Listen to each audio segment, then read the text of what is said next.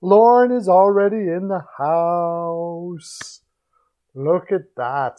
Lauren is right there like a... Check it out. I'm not wearing my tie today because we have Manscaped as our sponsor now. Go check it out. You got, you go to the Manscaped site, and I got a whole bunch of stuff from them. They sent it to me. It's freaking killer. For a guy like me, I'll tell you, I have hair in places where humans are not supposed to have it. And this stuff has helped me out already a lot.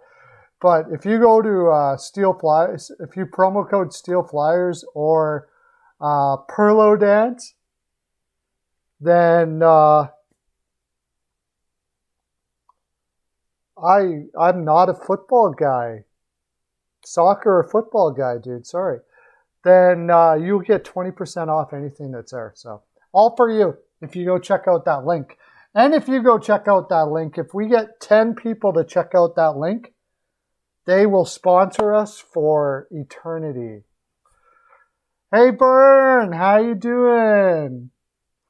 How you doing, buddy?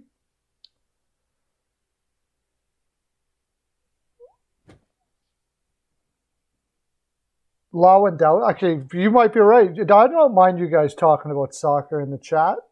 Not at all. Manscaped. It's a shirt. I got it.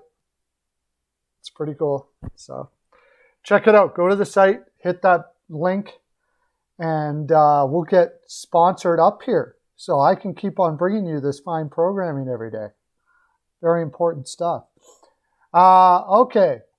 So I think the biggest news for me is Evander Kane reported to the AHL. He is looking like he has a good attitude down there. He's saying that he wants to do whatever he has to do to come back, to get into the NHL, and he's saying all the right things right now, which is good. It's better than saying the wrong things, that's for sure. Whether or not he means it, I don't know. I'm not a mind reader. But I do know that he did go get some help, and he had a gambling addiction, and I'm rooting for him. I'm rooting for Evander to, get over whatever it was creating those problems, that he gets over that, and he, people change, man. I'll tell you what, if you would have known me 10 years ago, you wouldn't want to talk to me. For sure. So people change. I think he's going to be a best football player is Tom Brady.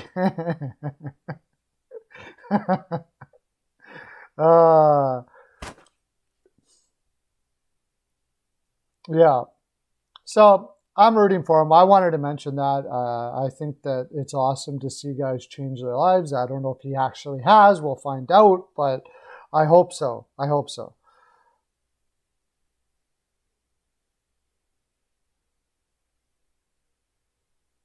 I certainly hope so for him. Rugby player is Tom Brady. Next news. I just did a video on that too. I will post it this evening. I did a video. We're talking about what I'll talk about right now.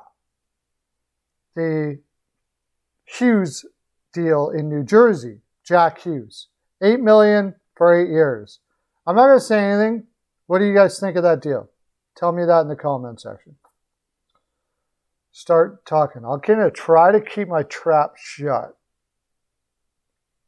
Yeah, I was thinking of you, Lauren, on that deal. Tell me, I'll talk about that. I was thinking about you. And by the way, I took Dallas too because of that. I was thinking about you when he stopped everything in the world last night. It's crazy. You don't like the deal, Hajin? Why not? What do you think they should have did? I'm on the fence. I'm on the fence. But what do you think about it? What do you think they should have did? You understand why they would do it, yeah. It's kind of like they have no choice, right? Like I said, I did a video on this and on the Evander Kane situation and the DeBrusque thing that we'll be talking about in a bit too. 8-year deal for Jack Hughes, $8 million. It is pretty big, but as I said in the video, he got 31 points and I had it right up here. Now he had 31 points in 51 games as a 19-year-old.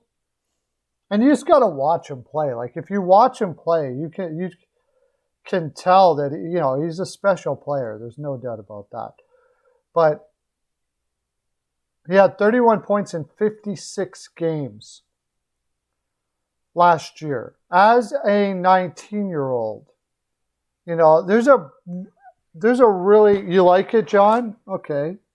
Yeah, I think I like it too. I don't think there's much of a choice in the matter. Right now, an $8 million player is right around 70 points a year. So is he an $8 million player right now? Probably not.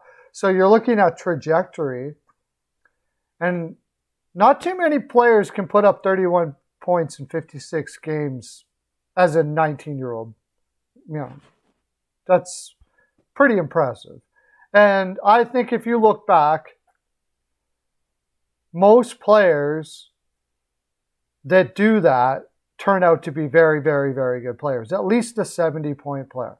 So I think odds-wise, you're rolling the dice a little bit, but you know, if he's a 70-point player 5-6 years from now, he's actually going to be underpaid because right now a 70-point player is $8 million. So he'll be underpaid, and if he's more than that, then he's really underpaid. The big question mark that I think most people have in these situations is how many times do the guys get the money and then go to crap? And I don't know if there's anything you can do about that except hopefully be a really good judge of character.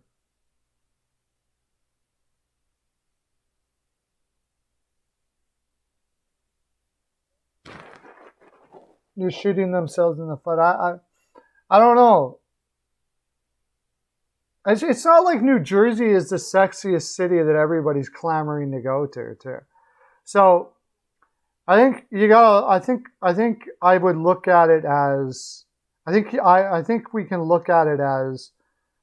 I'm going to need a number 1, number 2 center, no doubt about it, right?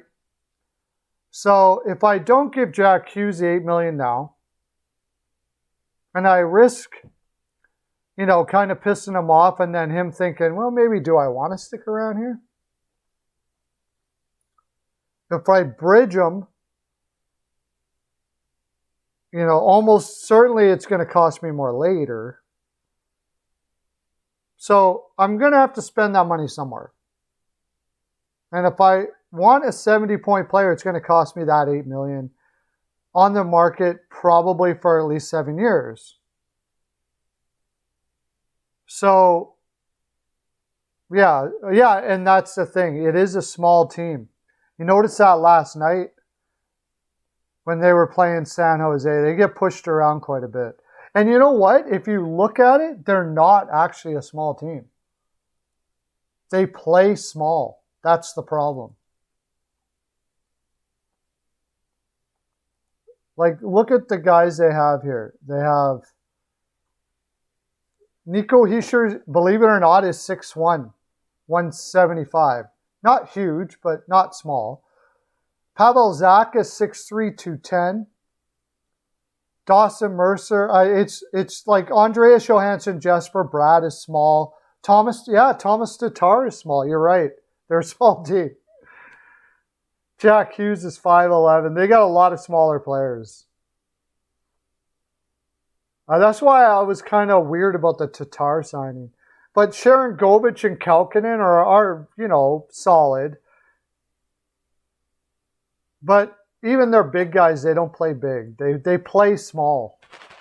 And that's a problem. And getting Hughes is already small. He's not very big. He doesn't play big. And you've already got Hischier there, who is kind of the same way. So maybe in that way, I get what you're saying, because somewhere along the line, you got to get some big players there to be able to muscle themselves. Because what are they going to do against the Washington Capitals? Or, teams like that are going to outmuscle them all over the place.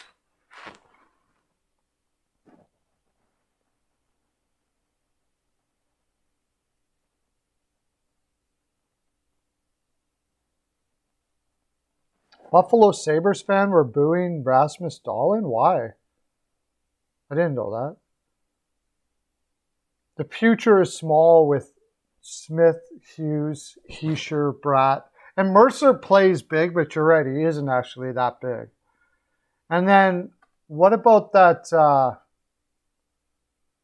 They might be just too small, period, in the end of it all, for sure. And what about guys shooting up the Storm in the AHL? Holtz isn't that big either. Holtz is only 6 feet, 192. So, yeah, that definitely could be a problem in the long run for them, for sure. Horvat on the Devils would be a very good idea. Yeah, that would be... I would trade Hischier for Horvat straight up. I wonder if Vancouver would do that. Hischier for Horvat straight up. That would fix a little bit of the size problem in New Jersey. And I agree. I would be drafting big for the next while. They need guys that can bring the pain. They don't have enough guys that can bring the pain. Even their big players like Zacha, they don't bring the pain. You don't think the Nucks would go for it? It wouldn't be a smart move by the Nucks, but I mean, when does Canucks and smart moves ever mean anything? They are fairly small too. I know, that's why the whole idea of Horvat being on the block was like, what? You can't afford to lose Horvat. Are you freaking kidding me? No way.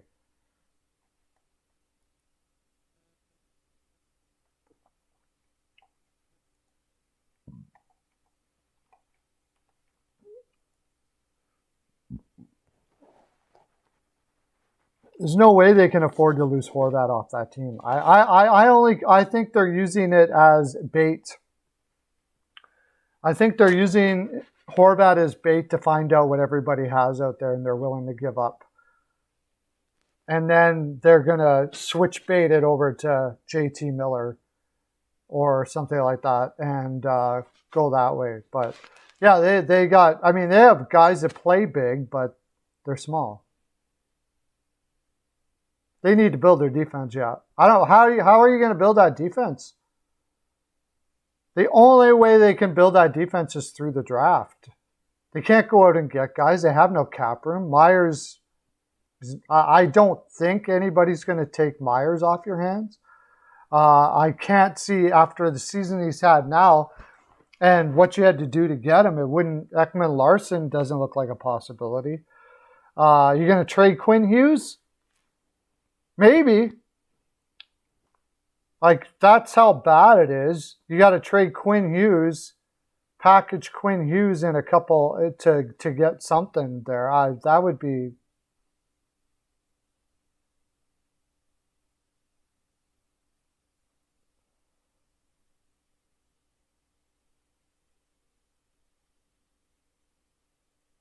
I'll ask... Of the Athletic, asked Don Waddell about the Canes. Yeah, well, I mean, Don, that's a stock answer too, but I don't think they're going for DeBrusk. I just did a video about that too. Again, I just did a video on that, and I think the reason why that come up is Nino. I don't think they're looking to re-sign Nino Niederreiter. And possibly they could look at a younger DeBrusk for Nino Niederreiter, who maybe is asking more than they would like. So then they're going to have a DeBrusque for the same price because they're going to have to give him a qualifying offer.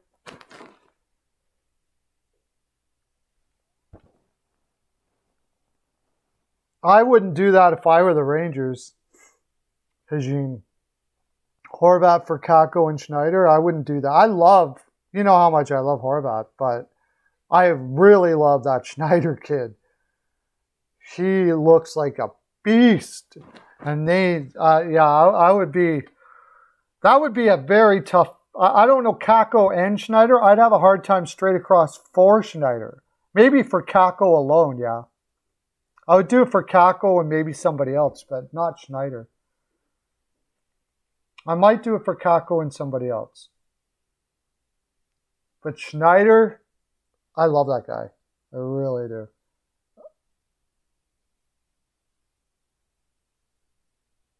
Arizona Coyotes would trade for Tyler Myers. Yeah, if they want to add draft picks to get rid of him. They'd have to add draft picks and stuff to get rid of him. I know he's gone after this season, so why not throw him over there to Boston? See if Boston can work out a deal with him. He's he's put up more points in Carolina. And bring DeBrusque over and see if you can work with him. But it doesn't seem likely. It sounds like you're just making a lateral move there.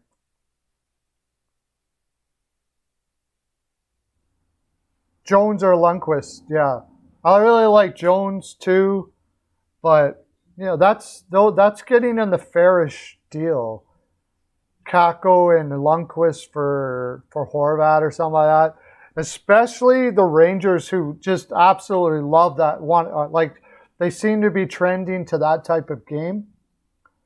So I don't think Strome for Horvat straight across will work, Weichel, myself personally.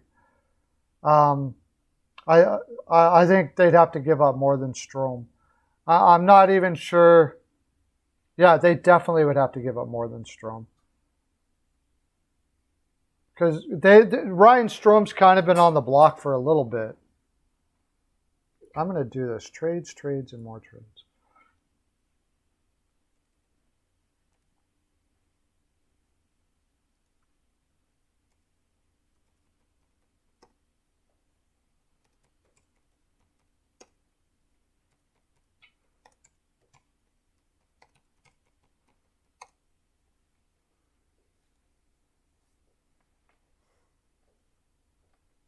Vegas would trade Patches? Probably.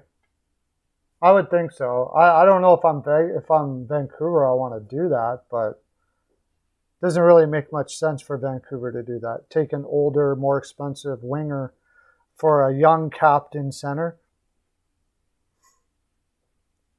I don't see how that would happen.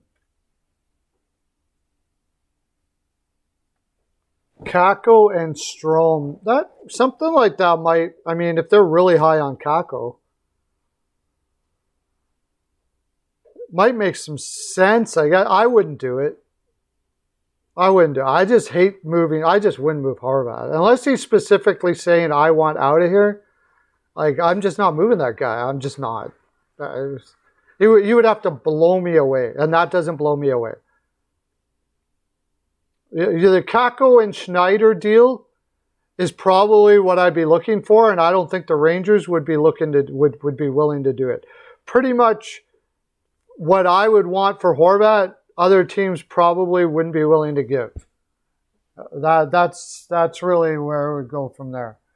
Unless he's asking out, and then I would go as far as to go you're losing a center too, right? Kakko, Strome, and Robertson in a first or something like that. Kakko, Strome, Robertson in a first. I like that Robertson kid they have down there too. Or Jones. Kakko, Strome, Jones in a first or something like that. And I would do that and I would hate it at the same time. I would at least know I'm getting probably in Kakko a solid like Palat type player. Ryan Strome is a second line center that can do a lot of things. He's not spectacular, but he's all right. Late first, which who knows what that'll turn into. And then, I really like Jones. It's almost for sure going to be a player, and you need defensemen. So they need defensemen, and they need young defensemen to rebuild that defense. So maybe that, if I absolutely had to trade him, I would do something like that. I don't want Zadina. The guy is just clueless, man. No, I don't want Zadina. And I don't want Fabry. Fabry's barely, he's got to play in your top six, and he's barely that brings top six production. Personally, this is just me, Lauren. You guys can crap whatever you guys can say, think differently, but I think they would trade Zadina and Fabry for sure. Let's look at Detroit. Because I'm sure Detroit would be in there like a dirty shirt. They would want to be taking a look at that deal. Horvat, I'm positive they would be into that for sure. Stevie Yzerman's no dummy. They need a second line center, like Pius Suter, but I've said it before and I'll say it again. I'm not a Pius Suter guy. If I'm Vancouver's general manager, I probably am not wanting that. I don't know if they got enough. I don't want Zadina. It would probably start at Philip Hronek. Joseph Bellino, Hronek. Joseph Bellino and Hronek, maybe. And a draft lottery protected first. And I still don't like it. I want that first. I want that first right out of the gate. I want their first round. I want their first overall. Right out of the gate. Torrey Terry has 14 goals. Yeah, he's just flying. I want their first. If you're going to give the first, then maybe I'll take a filler centerman like Fabry or something like that. And Bellino, like, I don't know. Oh, yeah, okay, now you're talking. Now you're talking. I'll do that deal. You give me the first in Cider, I'll do that. Cider is amazing. Absolutely. I would do Cider for Horvat straight up. Don't tell anybody, though. Cider is amazing. Cider straight up, I would do. I would do that. That would finally give me some solidify for, hey, CL, how are you doing, buddy? We're talking about trades. I think I'm just going to turn this into the trades talk full-time all the time. We're trading Moritz Cider. I'm sure Stevie Yzerman would not do Cider for Horvat straight up. I'm positive of it. I'm sure Stevie Yzerman wouldn't do that.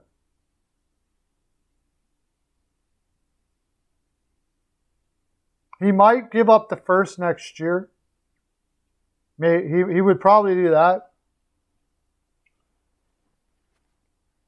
The first next year, Bellino, and I really like that Vollander guy they have. He's been progressing well. He was a late first, another defenseman.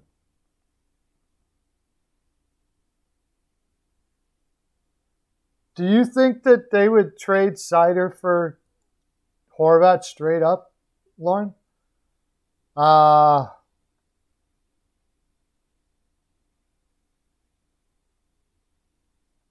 What's his name?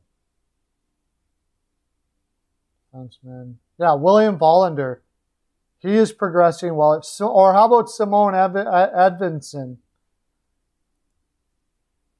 I'll take their first, or Valino and Simone Edvinson. That might do it. I really like Stallone. He looks like Slavin, another Slavin. Motel 6 can find cockroaches. So what would you do, John? You would trade Seider for Horvat, or would you trade Horvat? Like, which way would you do it? If you were Stevie Y, would you give up Seider for Horvat?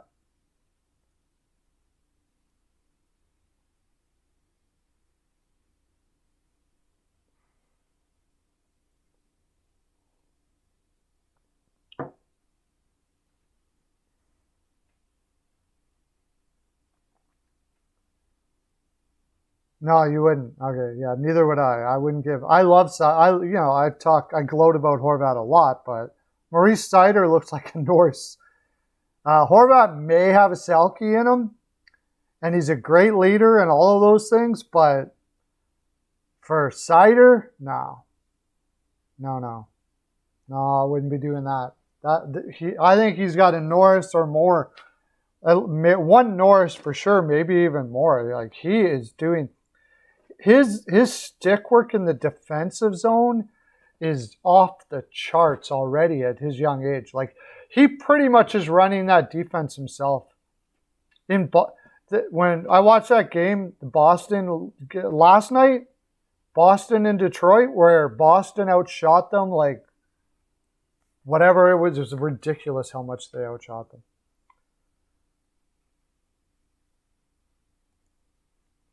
I should bring that up. Moritz Seider was their best defenseman by a long shot. By the way, Seider and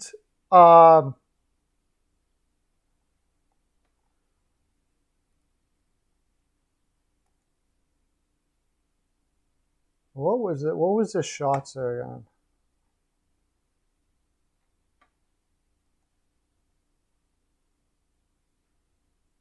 My computer's gone in slow. 42-16. And Philippe Zadina got a goal. Wow.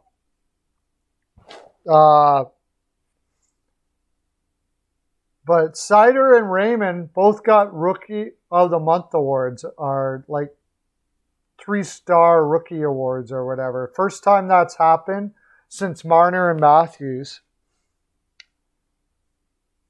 But he was he got 22 minutes last night, more than anybody else, and he sure deserves it.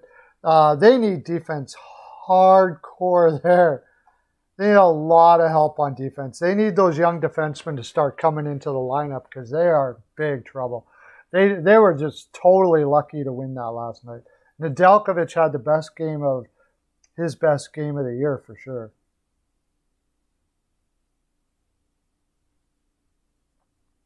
You knew it all along. I wasn't sure if he was the best player in the draft, but first of all, when Stevie Yzerman took him, I started thinking more that way. But I did know when I saw him in Europe, I was like, this kid is something else. Like, I don't know if he's going to be a huge point producer, but does he not look an awful lot like Mr. Hedman there? Like, he reminds me of Hedman quite a bit.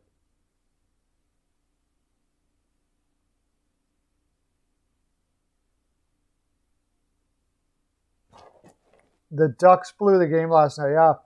Well, I think after Getzlaf went down, they lost their energy. But I didn't get to see it. I fell asleep early. I thought I had the under in that game, and then I woke up and there's 6 goals in the third. I'm like,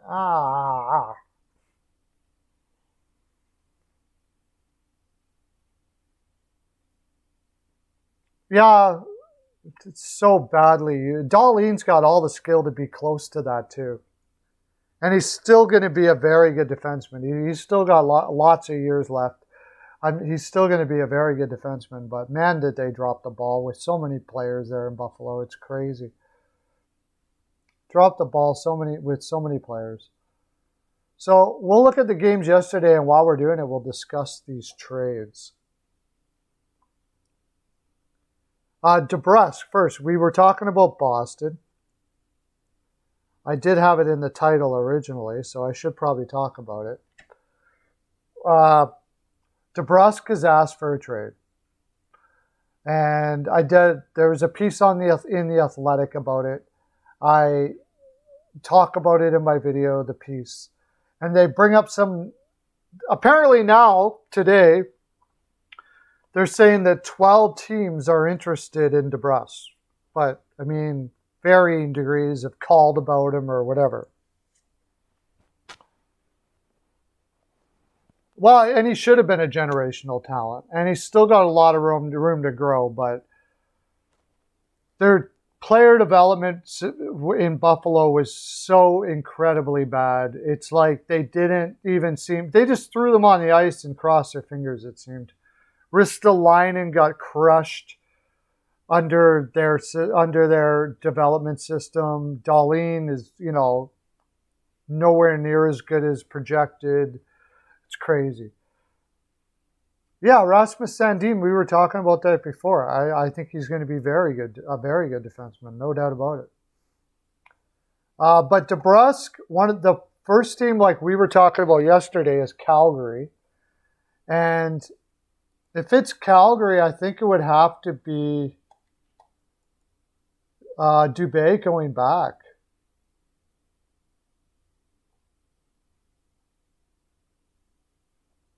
Where's Calgary? Calgary, yeah.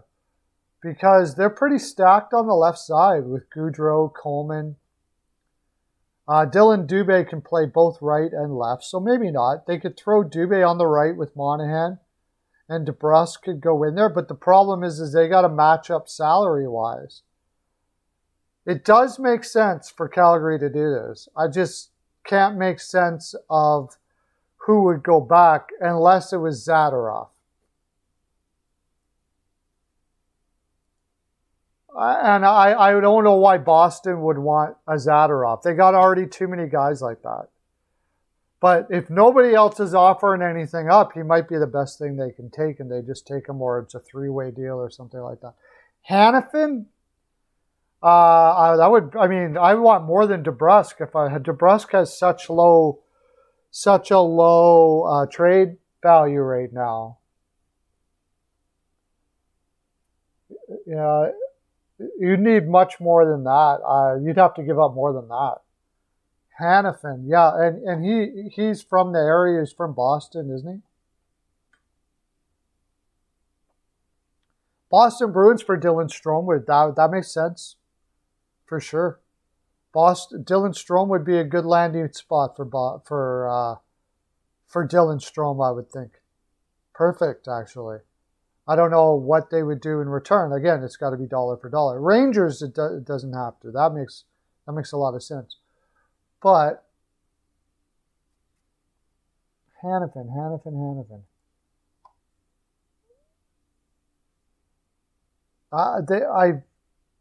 Let's see, 24. Maybe Hanifin has kind of made it clear that he's not going to sign a long term. What's he signed for? He signed for 2 more years. Yeah, brings him almost to free agency, and then he's out. He just says, I'm going to Boston. No doubt about it. So, in which case, you might have a point.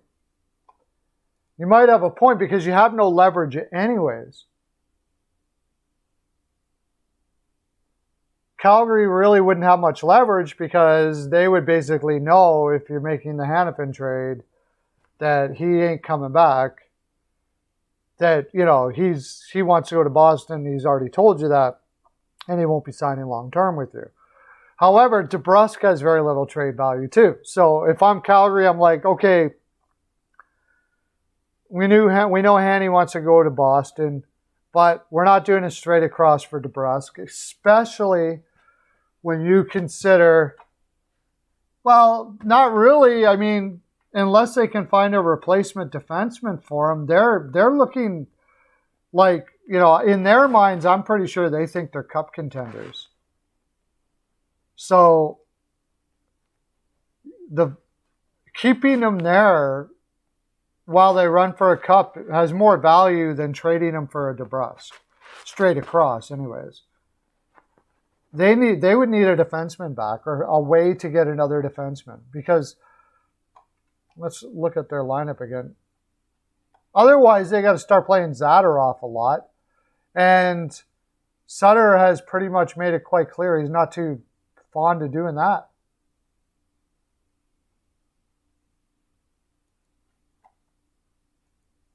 He isn't playing Zadorov a lot. So, and right now Sutter has a lot of clout. So Calgary has enough leverage to play hardball. Let's put it that way. If they lose Hannafin, they would have to have Shilington as their number one. And although he's been playing really well, I'm not sure that that's what you want to do. Zadorov would have to play higher, and then they'd have to play Valimaki, and they haven't been playing him a lot. They don't really have all that much depth on D. How's Connor Mackey doing in the minors? Connor Mackey's only got 4 points in 15 games in the minors right now. And that's not supposed to be his MO, but he's pretty young. And he had more points the year before. So he's not like ripping it up in the AHL.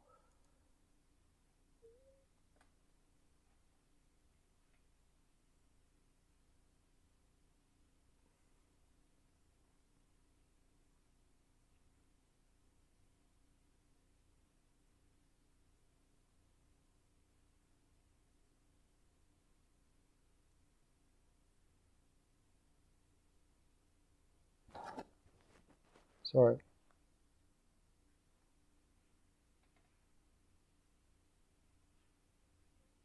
So let's put Hannafin in there. Let's go to Boston. See what Boston's got. Defense is a bit of an issue for them. And I could see them wanting a guy like Hannafin for sure. At least they got to give him something that they can use to get another defenseman. Maybe it's Grzelcyk. I don't like that. Oh my gosh. I don't like that. You just got Forbert. The defense is going to take a hit there. I'm not doing it. I'm not doing it. I'm keeping Hannafin for a better deal. Forget it. I'll lose him if I have to. I'm not doing DeBrusque, who has been... I'm not going to do DeBrusque, who has been a pain in the butt for Cassidy for 2 years now, for whatever reason. I really need to know what's going on with Jake DeBrusque. I know is he whiny? Is he complaining? Is it a maturity thing? Like, all Cassidy is doing is saying that he has to give more of a second effort and play better defense. And he does. I mean, he's just saying the truth. And this guy is whining and pouting and wanting out. What? And I'm going to give you my top line left defenseman for him. Your friends are ignoring you? Okay. I'm going to give you my top line left winger. I know I may lose him for nothing, but that's almost nothing. And in the situation they're in right now, they need to get a better defenseman than Matt Grzelcyk back in return, or Derek Forbert, or whoever. They have a bad... So it might have to be a three-way deal. Because they got to replace that left side. They have to.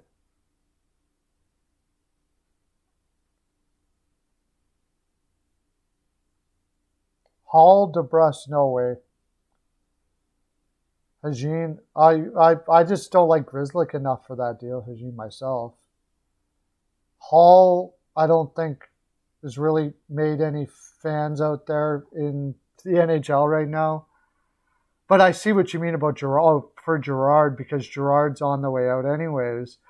I get what you're thinking here because you're getting depth, and Colorado certainly needs depth. I think Hall's got a no movement clause, so I don't know how much he would hold on to that. I get it. It makes sense. It makes sense in the sense that they do need depth, and Gerard probably. But I get a feeling that they're going to keep Gerard and they'll trade him in the offseason. They like having that defensive depth for the run, and they're going to fill the rest of the roster with picks. I'm not sure they would do like Hall's got a few years on that contract. Hasn't been really lighting it up too much. Grzelcyk, I'm not a Grzelcyk guy, so to me that doesn't really mean much. And then DeBrusk is possible attitude or something. I don't know what's going on there, but he definitely doesn't play well defensively. He's big. He doesn't use his body enough. Now, that could be confidence, and maybe you can get that out of him, but I'm not sure I want to trade a Gerard for a maybe I can get that out of him guy. A small defenseman that really doesn't move the puck that well, and a guy who looks like he's sitting on he's kind of leaning back on his money and being happy about it.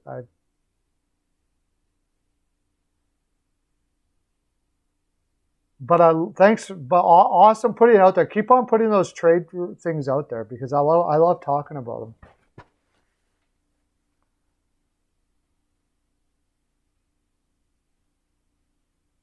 Oh, yeah.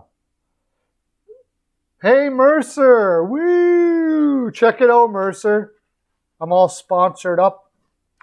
If you go to if you go to the Manscaped website, you just search it, and you go Pearlo Dance, promo code Pearlo Dance or promo code Steel Flyers, 20% off for your bad self right there. Let me tell you, I got a whole bunch of products from them, and they're freaking killer, dude. Killer. I don't say that I so mean it. I will pay for them. I got them for free this time, and I'm very thankful for it. But I would purchase them, no doubt about it. Fantastic. Fantastic stuff. They obviously put a crap load of time into what they were doing. You don't see that anymore these days. Usually it's like Walmart stuff, and you can tell it's only going to last like a little bit of time. This is like craftsman work stuff. It's really good stuff. Mercer, yeah. But, okay, going back to that 2015 draft, apparently, and this isn't necessarily factual information, but Barzal had made it quite clear that he did not want to go to Boston with his agent. And also the Oilers. There was lots of teams he said he didn't want to go to. He wanted to go to the Islanders. Why? Because they had no number one center. And it made a lot of sense. If he goes to Boston, they have Krejci and Bergeron. Where is he going to be playing there?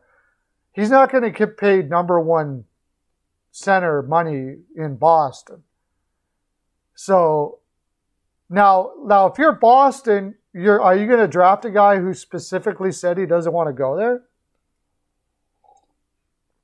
Connor Clifton to the Arizona Coyotes, sure, I guess. What was that trade again, Hajin? The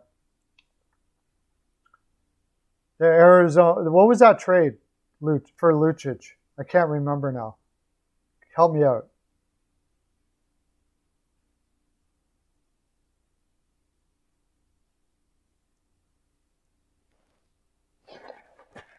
Yeah, Oh, I didn't see that. Gerard. I mean, if I'm Boston, I'd be all over Gerard. I would take more than DeBrusque, but like pretty much here's my roster. What do you want?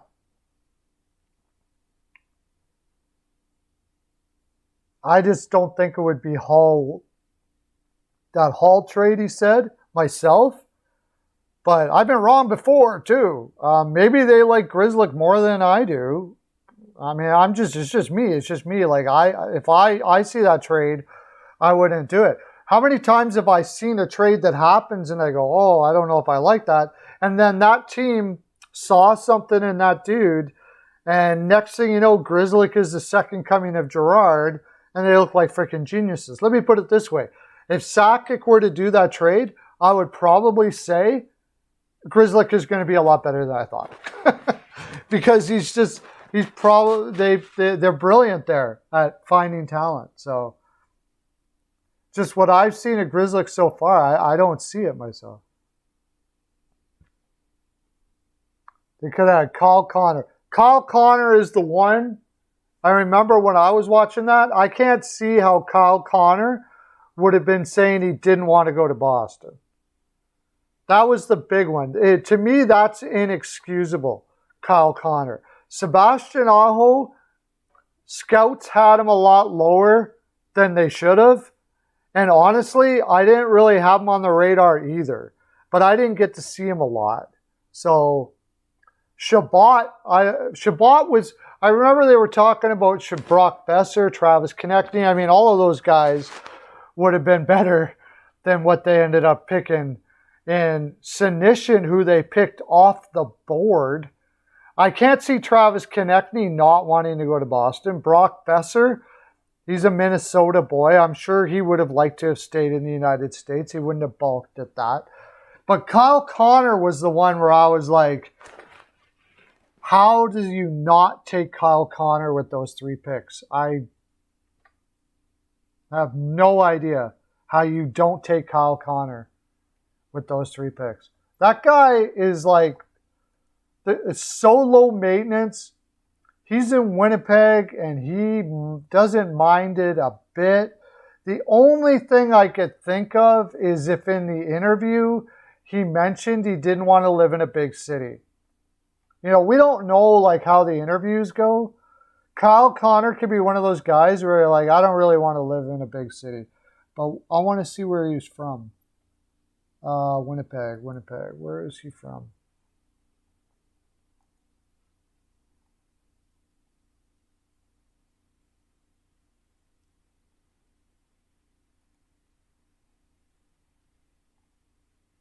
No, he's from Michigan. There's no reason why he wouldn't want to go to Boston. I don't understand that at all. That's the one I don't get. Barzal, I could see saying he doesn't want to go to Boston. I could have seen that for his career's sake and all of that.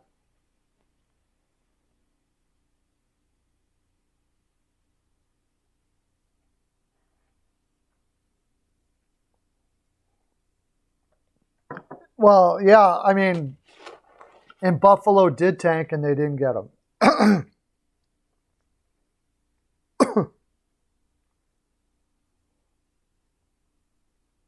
Yeah, imagine anybody winning that lottery back then. 2015 draft was unbelievable.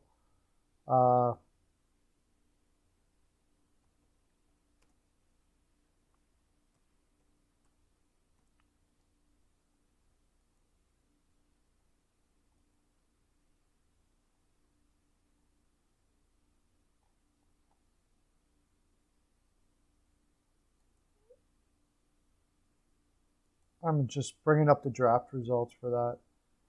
It could have been, the Coyotes could have saved their franchise.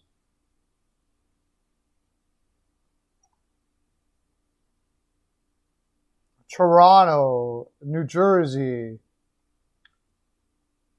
If Arizona would have won that lottery that year, it probably would have. Well, I mean, the franchise is still going, but you'd be talking in a different way right now about Arizona.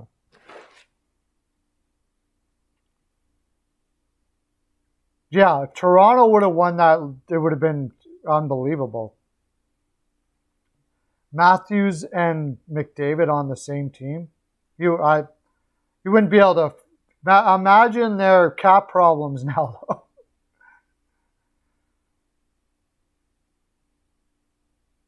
And McDavid, I think, wanted to really go to Toronto. He's from there, but he's warmed up to Edmonton quite a bit now, so.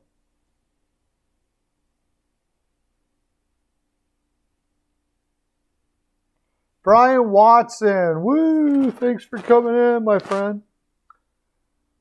Yeah, Bruins are not a contender. The loss to Detroit yesterday, though, they should have won that.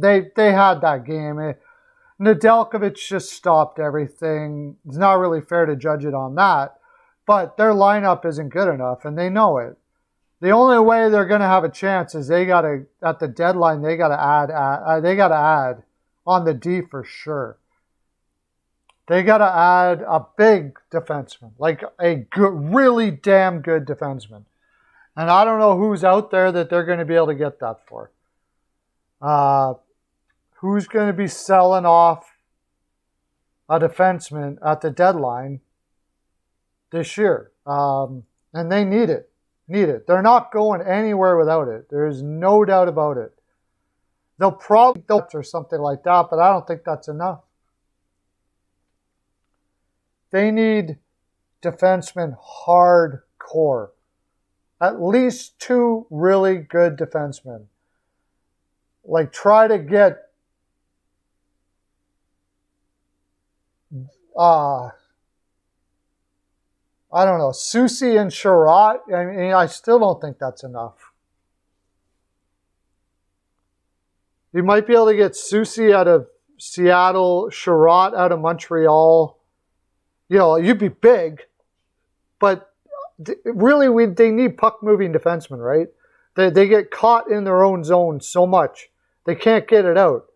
They're great at getting the puck off the other team's stick with Forbert and Carlo and guys like that. But moving the puck out of the zone, they're a disaster at, really.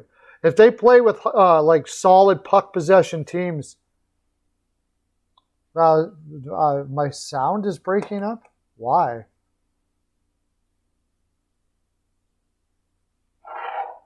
Let's try that.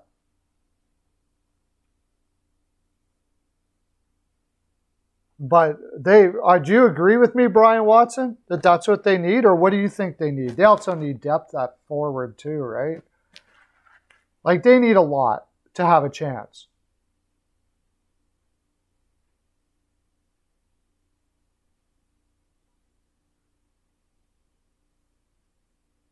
Oh, did they? They got in trouble for sports betting? Maybe I just don't remember that. Well, it was illegal then, so maybe not now. I don't know what happened with that. Is my sound okay now? What do you think, Brian? But he's not bad. He's probably better than a few guys they have, but that's not really what they need. They need Krug is what they need. They need Krug. Would be a good start. And, I mean, they've been looking for scoring depth forever.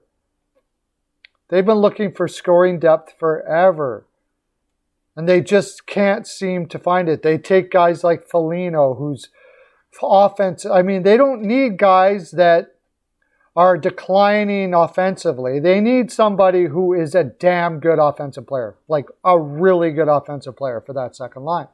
And not...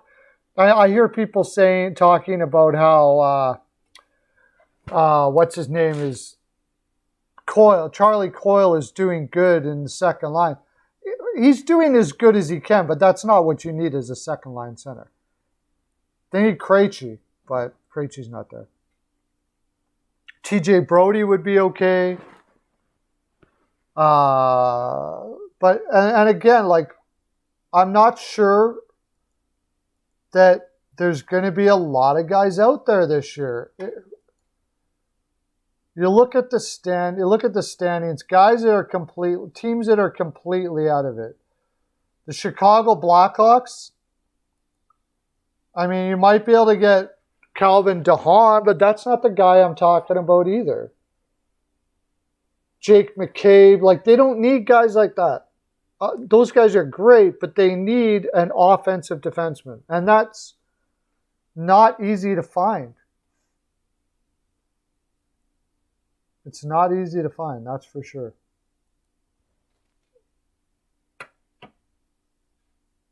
Connor Murphy, I mean, they would be better with Connor Murphy in the lineup, but it's still not what I'm talking about. Honestly, I don't know if there's anything out there that I'm talking about. They're hard to find. That's why teams pay a lot of money for offensive defensemen. They're necessary. You got to have puck-moving guys. You have to have guys that can create in the offensive zone from the blue line. And even if they're not the best defensively, which most of the time, a lot of the times they're not, it's still a huge value to have. And I just simply, I don't know where they're going to find it. New Jersey isn't trading any of their defensemen. Nick Leddy, like, really?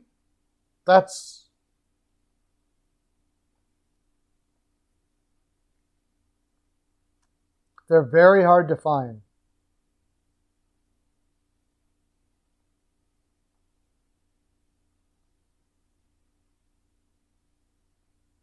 Besser for Velarde and Walker? Oh. Vancouver would be stupid to do that, but I mean, they may. I like you're basically trading for what you hope Velarde will be, that he hasn't been able to become yet. And Walker is like a 4-5. Besser is a 30 to 40 goal scorer. So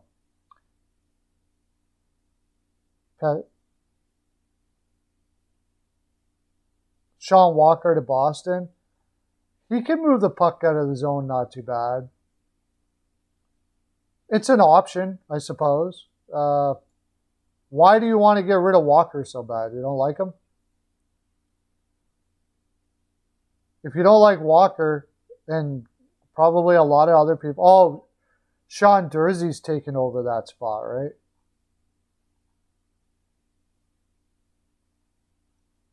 Sean Durzee's ripping it up right now. See if he's able to hold on to that. Since they have Durzi, Walker's on the injured reserve right now too. How long is he out? He's out for a long time yet. So, oh, is he out for the year? Okay, well, you're not going to get that. Oh, I said I think that was the best signing of the summer, and I still say it. I think Giangelo was the best signing of the summer.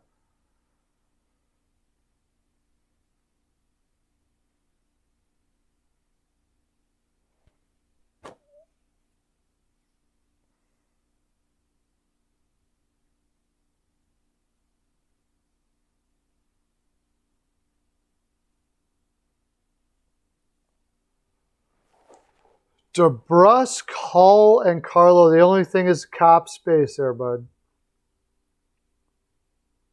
Vancouver can't afford all that money.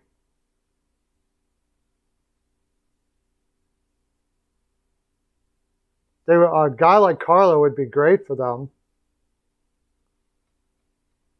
And Besser would be fantastic for Boston. So let's look at this different. They can't take all that money.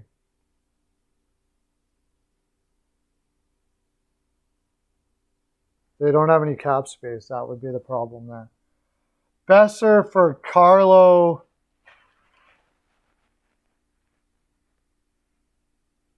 Oh, man. What's Hull making?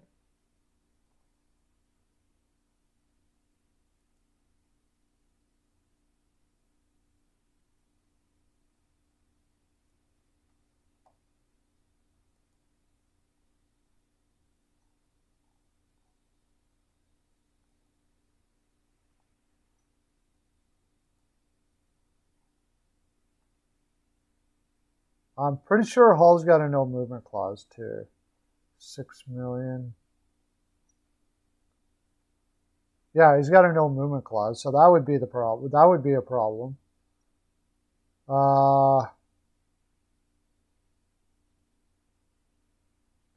Jake DeBrusk, Carlo. But, I mean, once you take Carlo out of that lineup, then what? Their defense is already terrible. You take Carlo out of that lineup and they're in big trouble.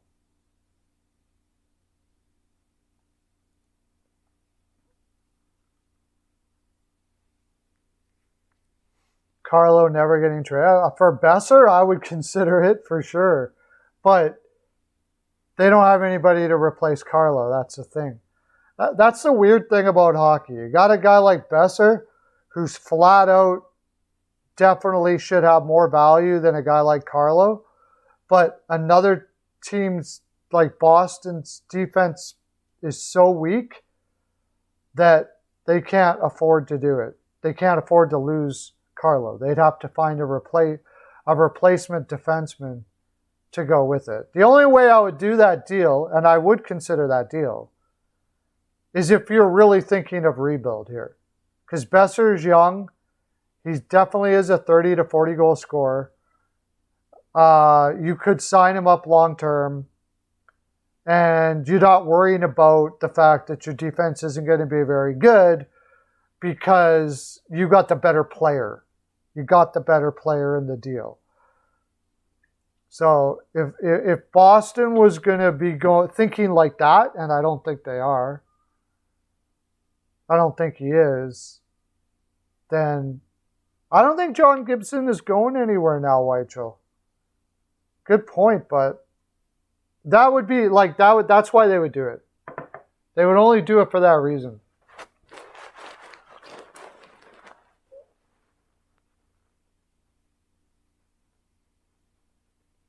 Horvat to the Bruins would be great, but again, what's the return on that? Well, I just don't see Horvat going anywhere. I honestly cannot. I think if I'm Travis Green and Vancouver trades Horvat, I quit.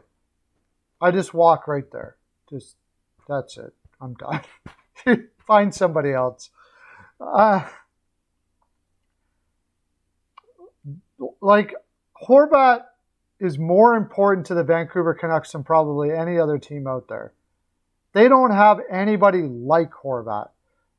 He is their everything as far as a leader is concerned. Like, all the his value to Vancouver is probably more.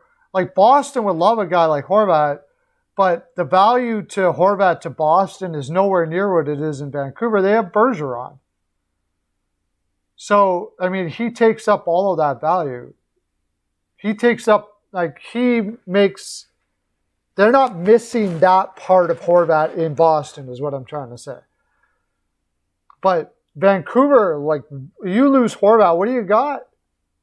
For leadership, for guys that play the right way, that can be that identity on your team that every team looks for to say that's what a hockey player is.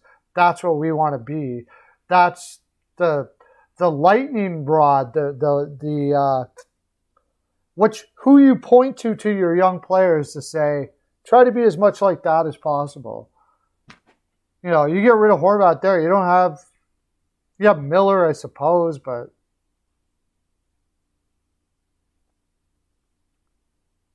Yeah, I'm not saying they wouldn't want him, but I am the package would have to be very impressive, and if I'm Vancouver, I mean, you'd have to like drag him away from me. Unless he's saying that he wants to go, then that's a different story.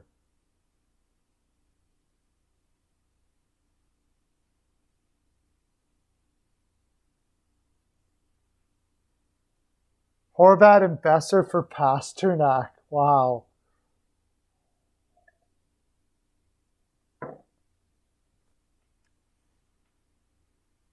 Wow.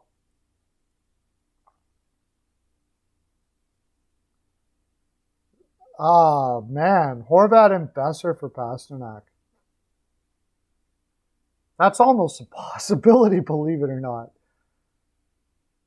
Pasternak is like one of the, top 5 pure scorers in the NHL, though. And he's just ingrained in that culture there of Boston. Makes sense, Eugene. Horvat, no, I would not do that deal. Mercer.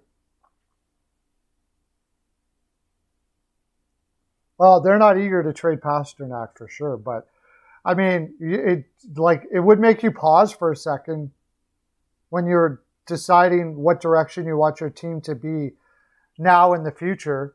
And Horvat and Besser, our identity guys. Is Pasternak really your identity guy? But he's also insanely sickly talented. With Pasternak, you're getting a guy that's going to give you that goal when you need it at that time in the playoffs or whatever. You're not getting that with Horvat. You're not getting that with Besser necessarily. So, one of the fastest guys we've seen in a long time, dynamic, brings people to the seats. I think in the end, Boston I think they would hum and haw about that, but in the end, I think they keep Pasternak. You don't think Pasternak is going to stay in Boston, really?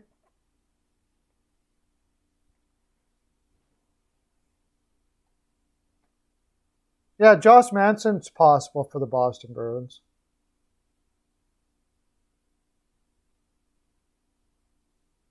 No. Marchand and Bergeron, I'd be sacrilege. And why would it wouldn't even work for Vancouver for Bergeron, really. Marchand, maybe.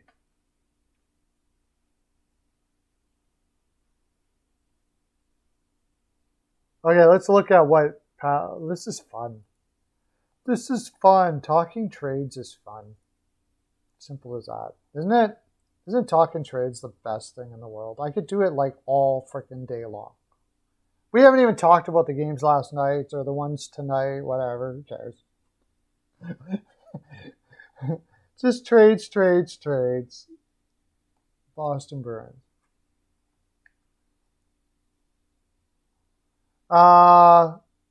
Pasternak is a UFA in 2023. Yes, he is.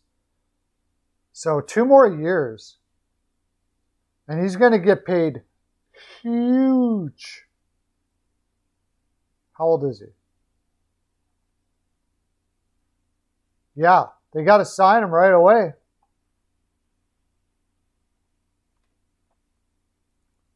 They got to sign him up right away. Yeah, that would be... Skinner in a first. That would be insane. It would be an insane thing to have happen. That would definitely be chiming in a huge rebuild for Boston if they traded Pasternak. I'm pretty sure they're gonna offer him huge. Knowing Boston, they're not gonna let him go. They like to keep their guys. They have their guys that play their way, and have the lifestyle that they expect of them and all those sort of things like that. But I've heard Pasternak is not really the prototypical Boston Bruin type lifestyle player. So, frick, you never know. If you're going to do it this summer. Don't wait till he's like a free agent. That would be crazy return. Let's play around with it. Why not? Turcotte, Velarde in a first. No, way more than that. Sorry. You're giving up. If you're getting... Oh, wait. You're talking about... He's got to resign. Maybe you might be able to get away with that for a rental. Like Pasternak isn't going to sign there. You might be able to get away with that. But there's going to be people lined up. Like, that's the guy you win cups with.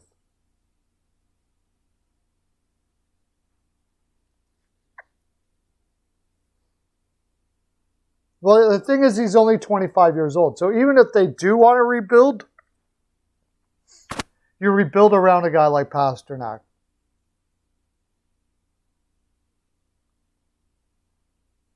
The only thing I could see is if for some reason he doesn't want to go stay in Boston, or, you know, I've heard rumblings that he's not really what the prototypical Boston player as far as what they like, and they're pretty picky. They're pretty picky there in Boston. And it's gonna run him 10 plus. It's gonna run him 10 million plus a year to keep Pasternak. So wherever he goes, there's that, if he were to be traded. But, like, I'm doing that deal basically, like, if you re-sign Pasternak, all of these deals are tough now for restricted free agents with a couple of years left, because they have so much leverage to basically, even though they don't have a no trade clause, they just have to tell their agent, I don't want to go there, and I'm not going to resign there, and all of a sudden his value goes to poop. So,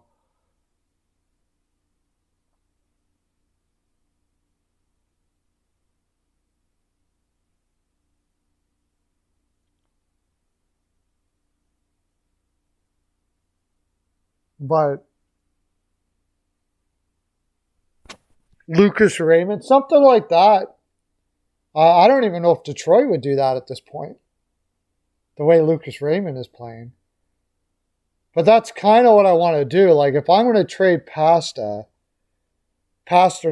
he's only 25 years old. I'm signing him. There's no way I'm trading him, even if I'm going to rebuild. But then, you know, if you don't sign Bergeron, and, you know, you got Marchand there, and now all of a sudden Pasternak is going, what are we doing here? I don't want to rebuild. Then where do you go? You think Raymond's going to be better than Pasta? Wow. I don't know about that, but he could be as good the way he's playing for sure. He's crazy talented. It would be a crazy trade. It would be, like, really difficult to put a value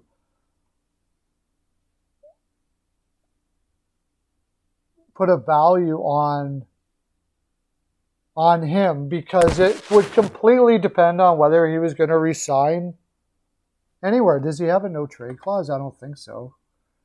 I don't even think he could do a no trade clause because he was too young.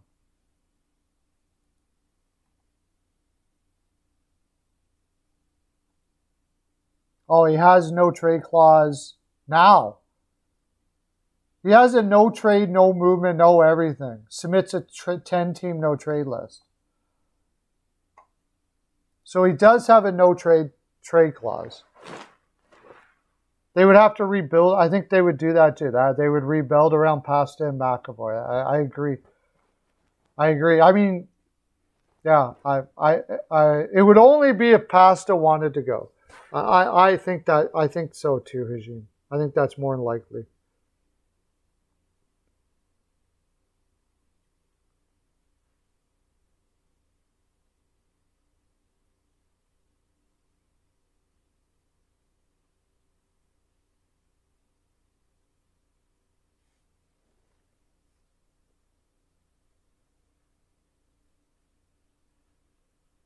That's a lot of players. Holy smokes. Yeah, I think I say no to all of that, except for the first. Maybe Gallagher.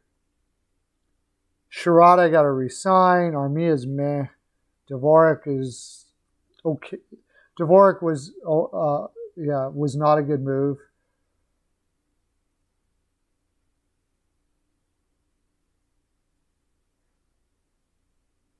Marchand's just an amazing play driver. I just think they have two really good play drivers, and Marchand's the most amazing one of it. I wouldn't say he's not a play driver, but you're talking about Marchand. Marchand is an insane kind of play driver that you're comparing him to. So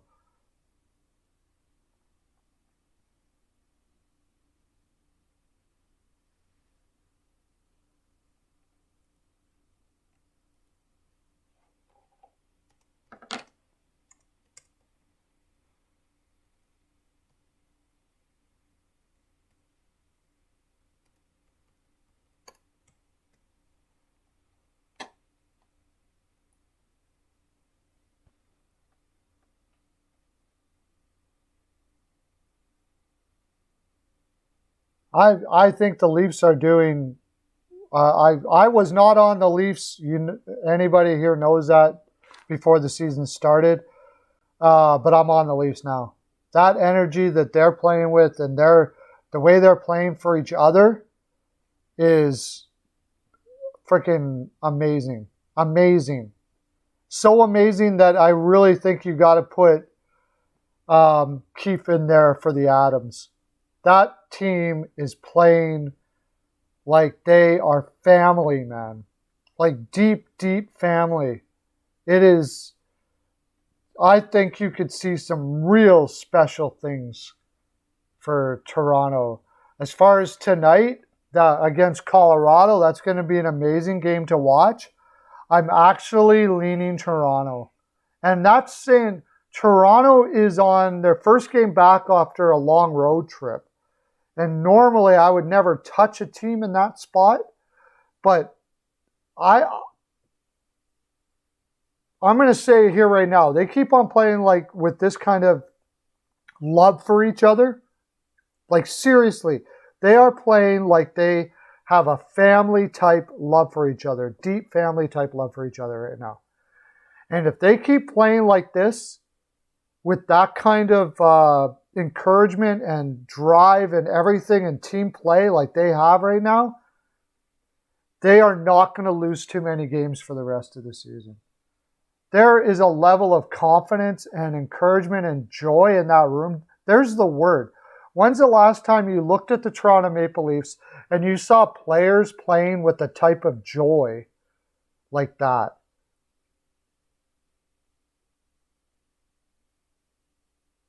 I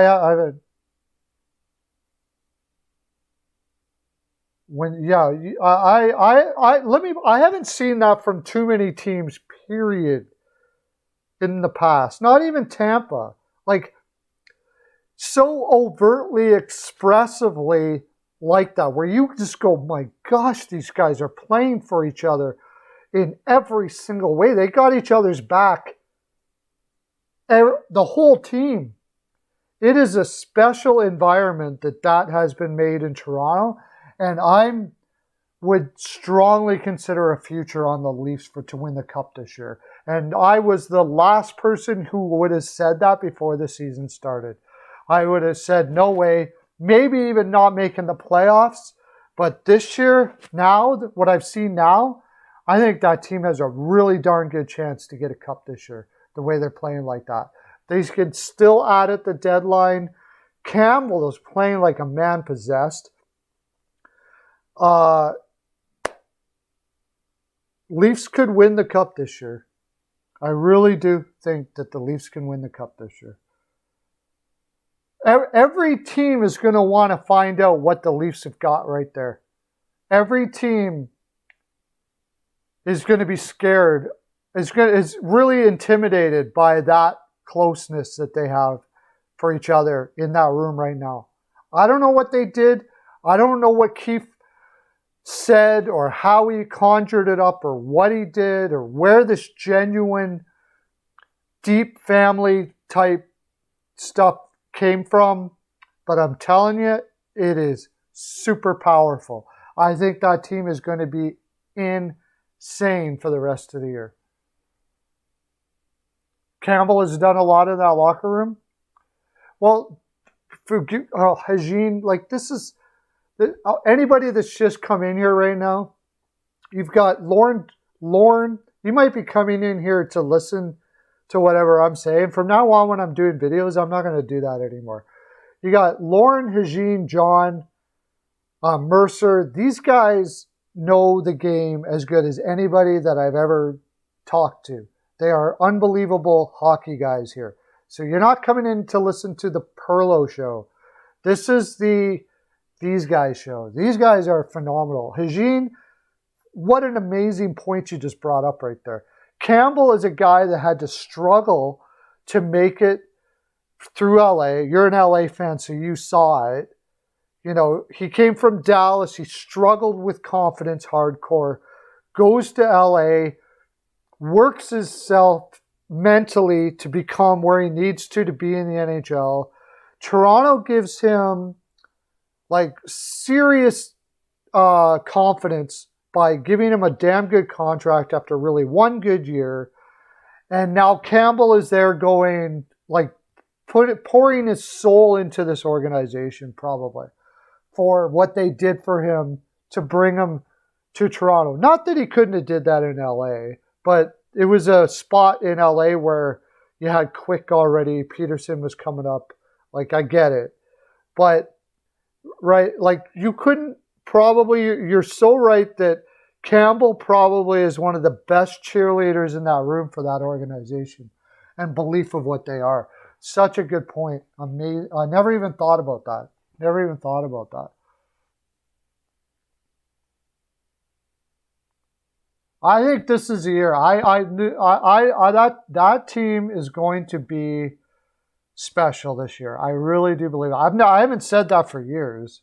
I picked Columbus to beat Toronto the year that they beat Toronto. But this year, this is totally different. This team is special. Oh, hey, Oilers, man. How you doing? But he's being treated, Toronto has treated him well. And they believed in him all the way through. Campbell won $6 million. They'll pay it. He could get the Vezina this year. His numbers are insane. For a team whose defense was not thought of to be that great.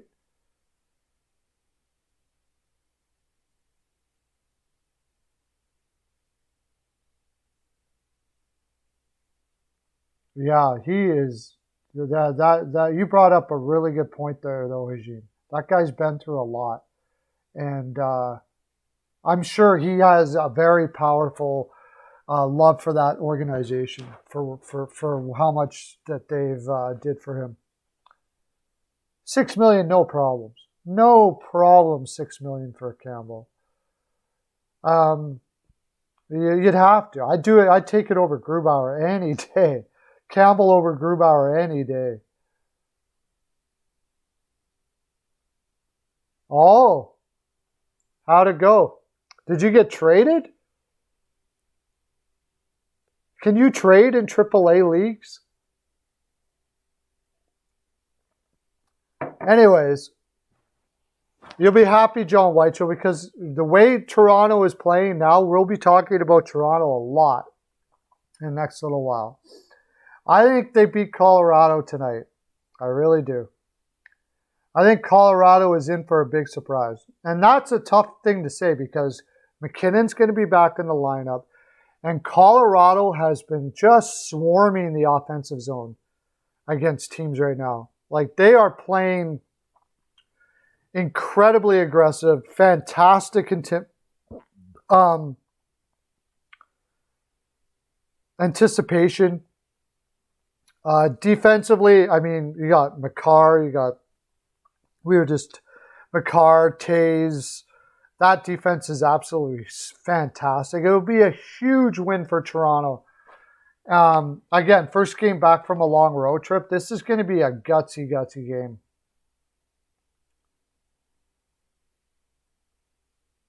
I hope for Leafs fans they do win the cup, and I really am. I got to say that you can't help but love this team. The way they're playing and how they're playing together, I don't think you can help but love this team.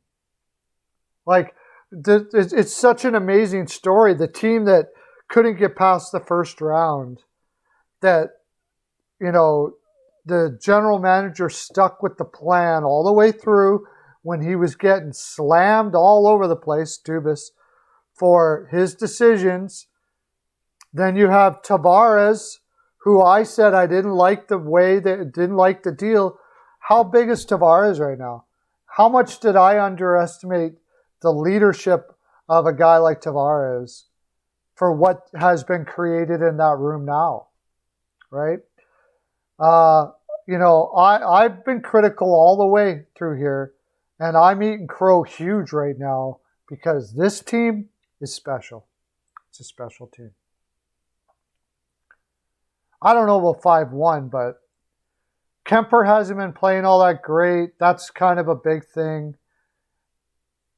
I don't know what a score is. I don't know what I think Colorado might be able to pop more than one though, but I gotta go with Toronto. I really just have to go with Toronto. What? Nylander is playing like a madman, yeah. And that's one thing I did say all along, is that I never thought there was a problem with Marner or Matthews or anything like that. And I thought Nylander could have a 100-point season in him.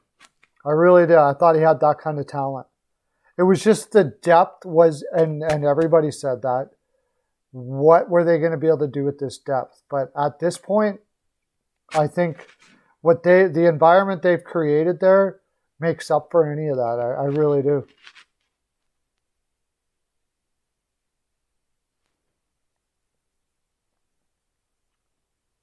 You don't want Lightning to win 3 cups in a row. They're definitely gonna be in it. No doubt about that. Especially when if I don't know if Kucherov comes back and all that. Lightning blowing another lead. Well, why in the world were you playing Elliott last night? Why? Why were you playing Elliott last night? I didn't understand that. I was over all day when I found out Elliott was in there. I didn't go with the pick, but I was over all day. That's why. Yeah, exactly. Elliott is not very good.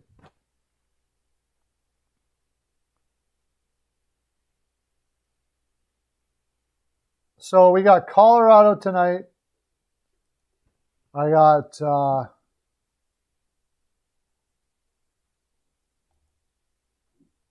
Rangers versus Flyers. We talked a lot of trades. We'll talk more trades tomorrow. Love talking about it. Yeah. Stevie got hurt again. That Stamkos is hurt. And Point and Stamkos are hurt now. So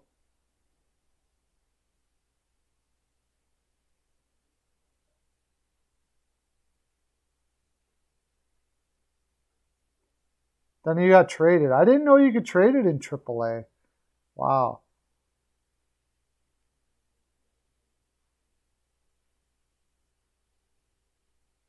Yeah, Elliott, and if they go to shootout, Elliott's not the guy you want there as a goaltender. What do you got? Rangers and Philly. It's got to be Rangers all day, right? Philly is just playing with like a hunk of poop. CL, are you there? Sorry.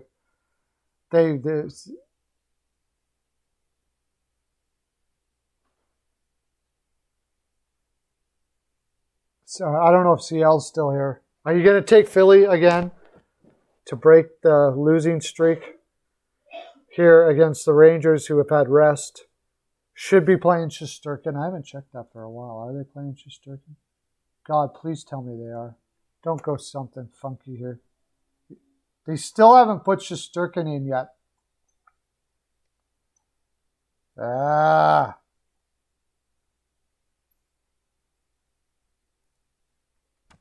They still haven't said that they're going to. Tampa Bay's going to be in trouble without, for sure. Talk about man up right there in Tampa Bay. That is going to be difficult. And they don't know how long. The guy just can't stay not injured. They don't know how long he's going to be out. Anthony Cirelli is going to be the number one, and then Edward with Murray. Yeah, this lineup does not look good. Oh no, he didn't get injured. Oh, it's not that big of a deal. It's personal reasons. I don't think so, CL. I'm taking the Rangers until I see something different from Philly. I can't go Philly. On the road.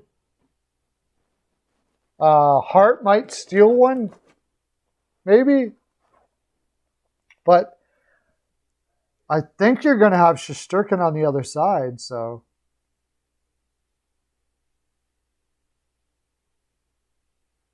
Rangers at home and Philly are slumping.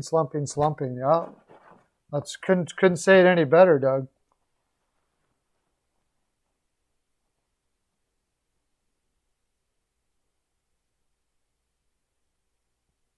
Oh, okay. Oh, wow. Pretty cool, Oilers, man.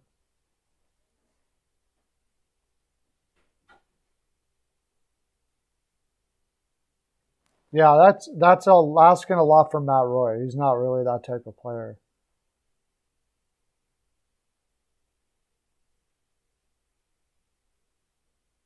The radio guy kept saying against Calgary as good.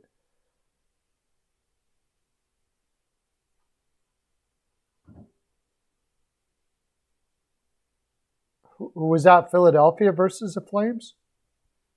Or just the Flames? You have to fill me in. I don't have a very good memory.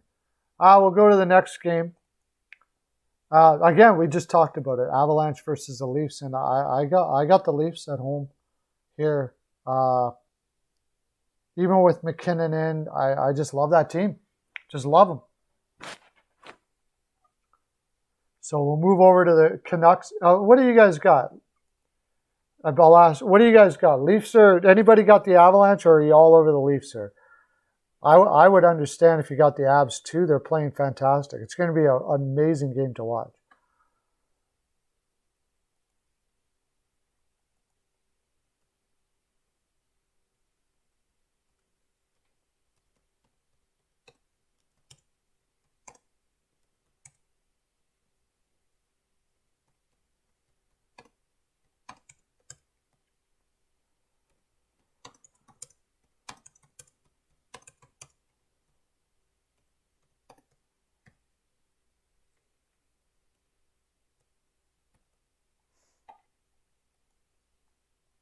Leafs. Oilers man thinks Avs. Mercer's got Leafs.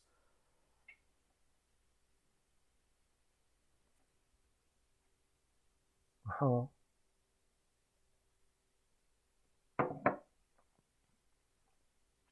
Oilers man has the Avs. Oh, wow. That's going to be the fun one to watch tonight for sure. Now, on the opposite side of it, I still think this is going to be a fun one to watch, actually. Very interesting teams playing. Canucks versus the Senators. And I believe Gudbranson is in and Demko is in. The Canucks have been playing better as of late. The Senators are getting Batherson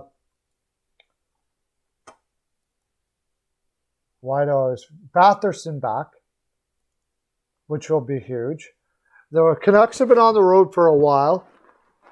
This is post Kachuk getting bitten now. But Ottawa's defense has been terrible. And so has Vancouver's. Send, you guess? Because they're at home? Hajin has the Leafs, okay.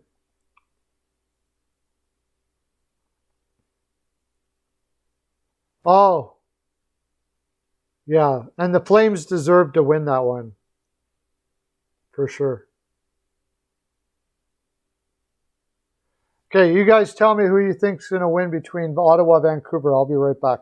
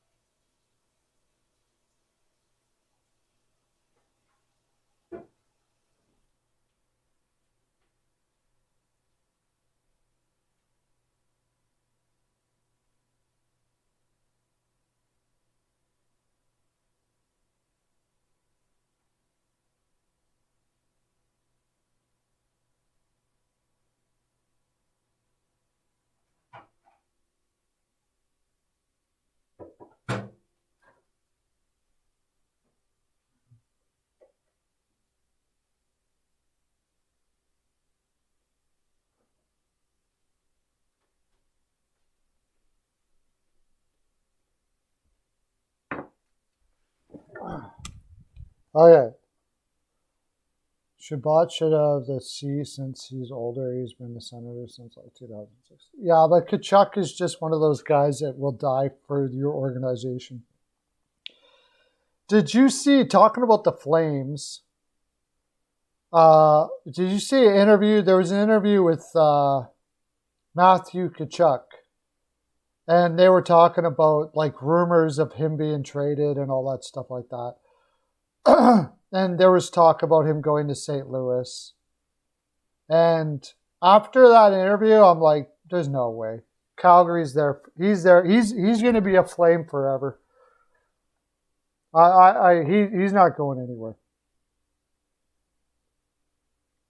Jari played out. Jari's been playing insane. Who saw that coming? Not me. Ottawa Senators win 4-2.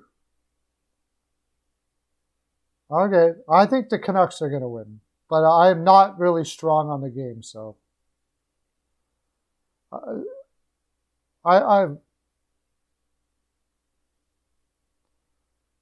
don't know. I think I'd be I'm not strong on that game. It could go either way.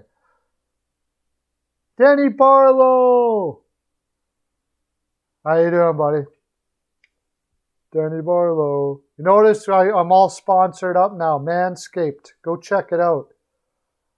You get, if you promo code Steel Flyers or Pearlo Dance, see, I get to Pearlo Dance every time I say that. You get 20% off. Killer products, man. Killer.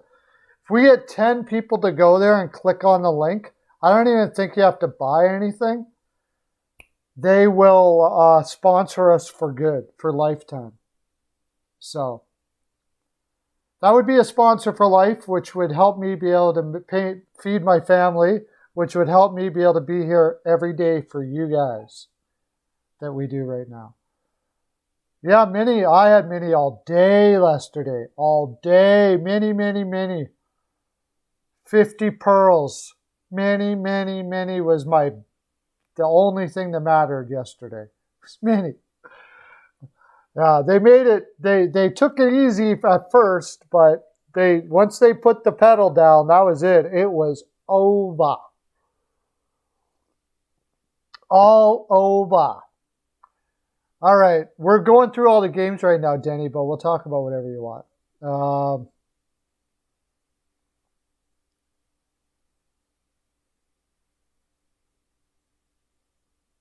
Where?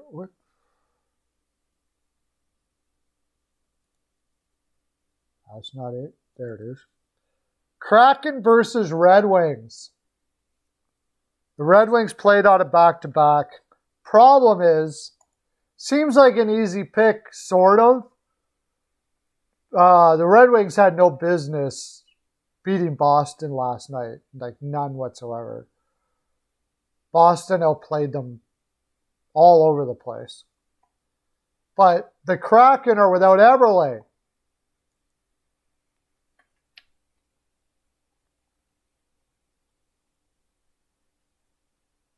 I don't know if it was after the Flames game, but yeah, I think it was. Like, yeah, they were asking him stuff. It was on. It was in Canada here on Sportsnet. Waiting on Toronto. What about the Wild playing Toronto? That'll be one hell of a game. Okay.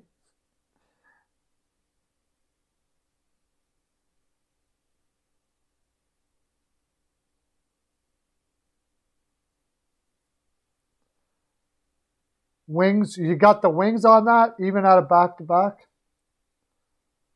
I did not think Nashville was going to. I thought Nashville could win last night. I didn't. Columbus had a horrible night. Horrible night. Just throw that one in the garbage and move on. Like, that's the worst game of the year for them by a long shot.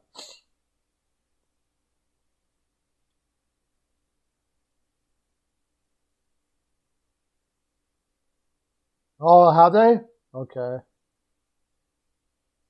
No, no. Yeah, the Canucks are the Canucks on a back-to-back? No, they didn't play last night. Am I losing my mind?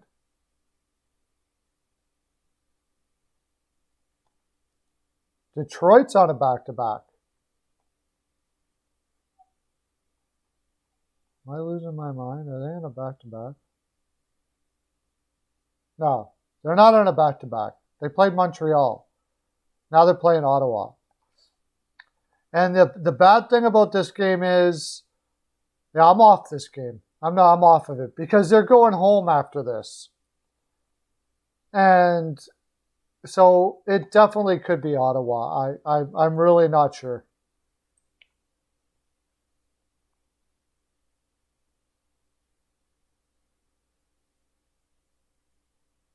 Yeah, I remember. Yeah.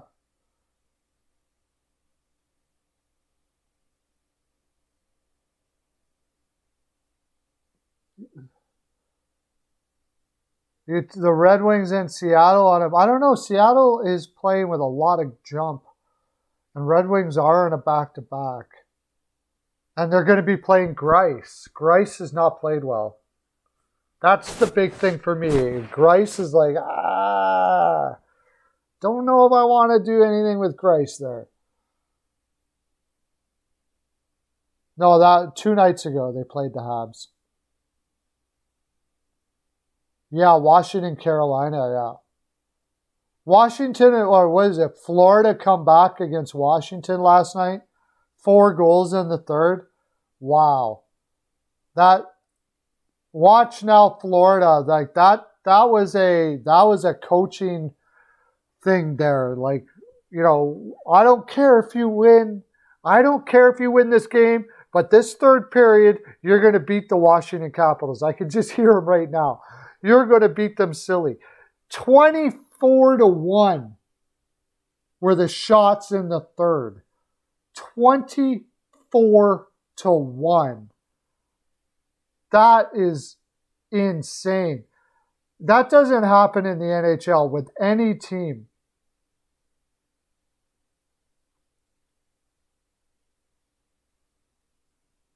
Oh, 5-30 in Nashville? I didn't know that.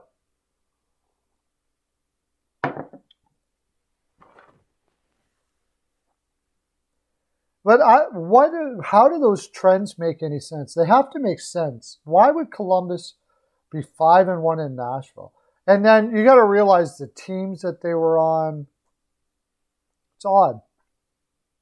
I got to be able to make sense of it. I can't make sense of that.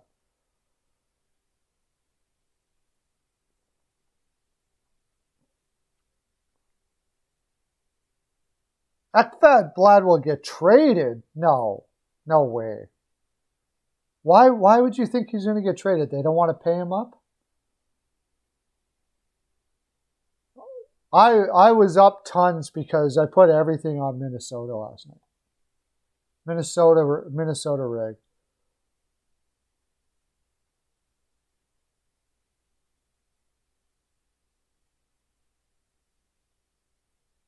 I just don't understand. There has to be a reason for that. Why is the reason for that? If I can't find a reason for a trend, I don't listen to it too much. But that is a pretty big trend. Next. I'm one of the few cappers who don't pay attention to trends that much. Next game then. We did Kraken and the Wings. Golden Knights and Ducks.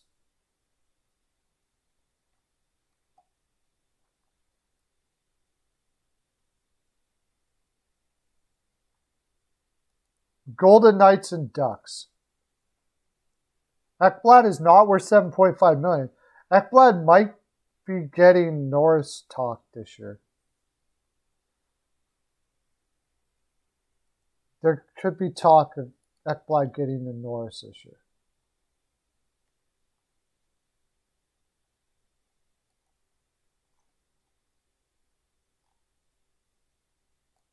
If he didn't get injured.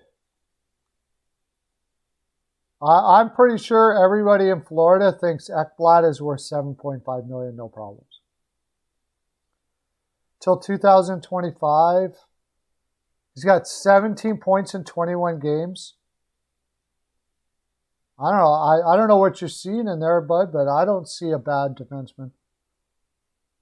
You're picking the Kraken and Vegas. What else? Who else has got?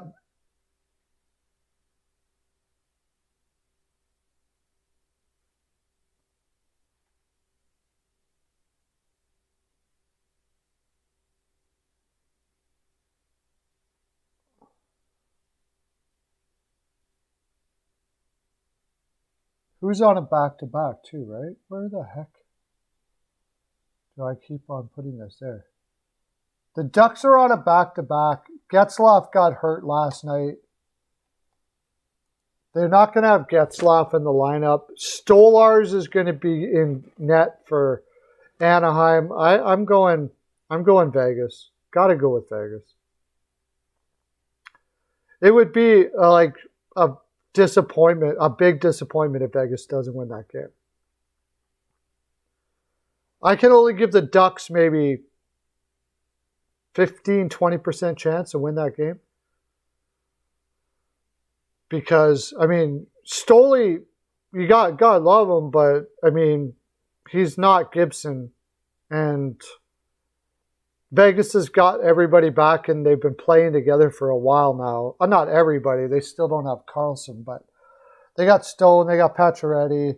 Chandler Stevenson is playing like nobody ever thought he ever could. Their D is all set pretty good except for Martinez. And the way they play. I just think that the Vegas style of play, I don't know if the Ducks have really matured enough to be able to play against it. It's like the last type of team that they want to play. So the Preds are playing tonight? The Preds are not playing tonight. It's the Golden Knights versus the Ducks. The Preds are not playing tonight.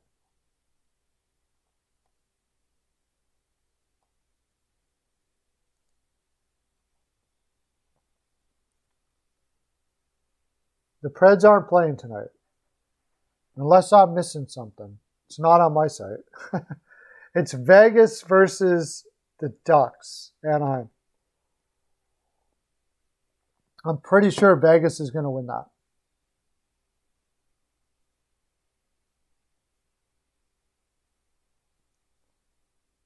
They might be due, but they lost Getzlaf last night. They're on a back-to-back. I got to go Vegas. I have to. It's hard to go for a team just because they're due on a back-to-back.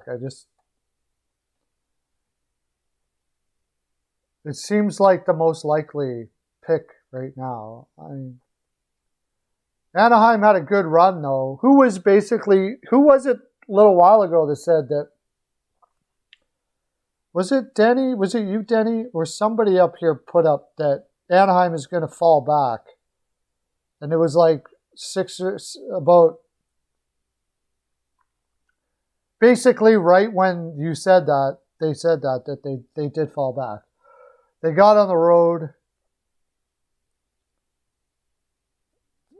Vegas. I just don't like to, if a team is on a back-to-back, unless they are like completely outclassed the other team, I either fade it or I take the one that's not on a back-to-back. Almost always. Statistically speaking, that was you, Denny? Yeah. I thought it was. Yeah, and they are falling back. And it's not because they're a bad team. It's just they're a team that's learning how to consistently win all the time. It takes time.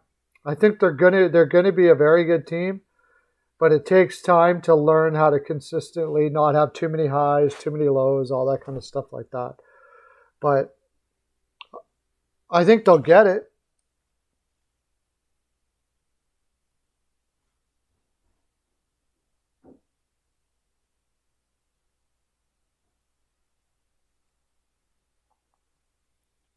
I think they'll figure it out. But I know they'll figure it out. You can tell that they're going to be a very good team, but it's just... And now watch, just as we say this, they'll start being what they used to be. Like last night in LA, I liked LA. I never took it, but I liked LA. And it was just because of that reason. Like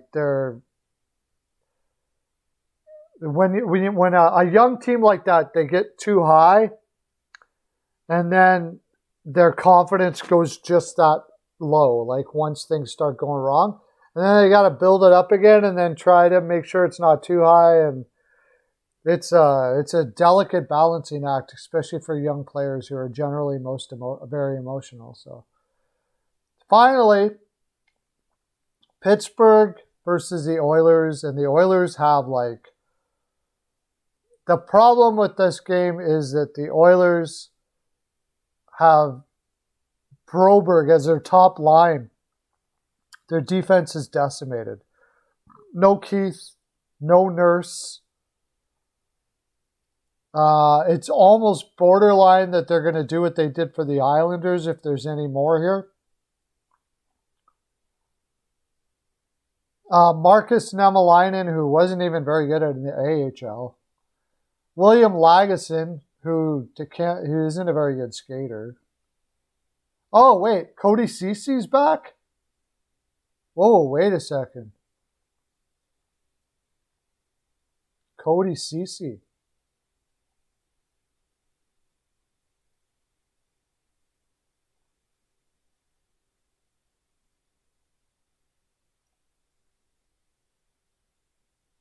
No.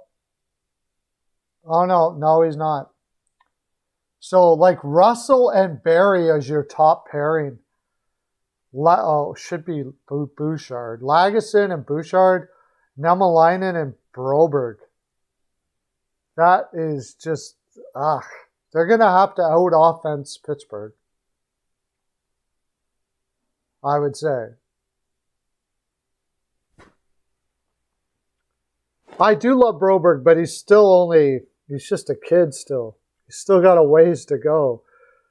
He's going to be a very good defenseman, no doubt about it. And he's doing very well considering his age. But I think this might be a little bit too much to bite off of right now.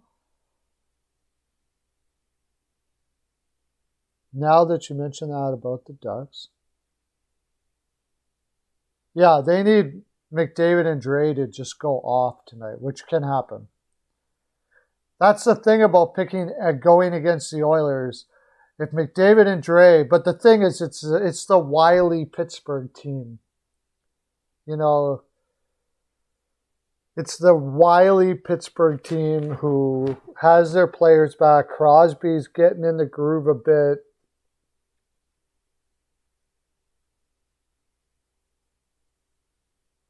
I know, I'm forced to do that too. I got to go Pittsburgh too. But it's going to be, I mean, it would be very inspiring if they won this game. Very inspiring. For them. Yeah, they got like tons of people out. Really, I think they should just do what they've done for the Islanders. They shouldn't even be playing this game. They're going to need Koskinen to do what he did last game too. Koskinen played unreal last game. I just think it's quite a bit to ask for that defense to be able to hold up against Penguins. 4-2. The good thing about this game, I guess, the lean that you could go on for a coach is that nobody really is, in some ways, nobody is expecting you to win. Yeah, I got him too. I got to go Penguins on that game. I have to. Jari is playing unreal. It's just a little too much to ask. Apparently, they're going to try to put Draisaitl. Are they going to put Draisaitl on the same line? No, they're splitting them up. Hyman, McDavid, Cassian. They're putting Draisaitl on the left side with Nugent Hopkins and Yamamoto. Wow, that's weird. And then Puya Harvey is on the third line. I don't know what that's all about. Because Cassian.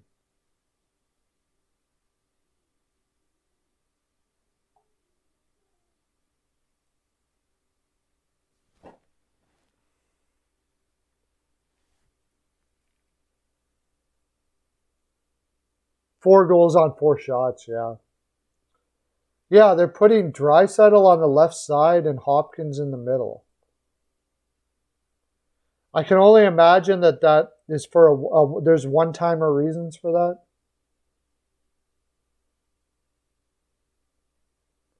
Yeah, he has the most shot blocks in NHL history.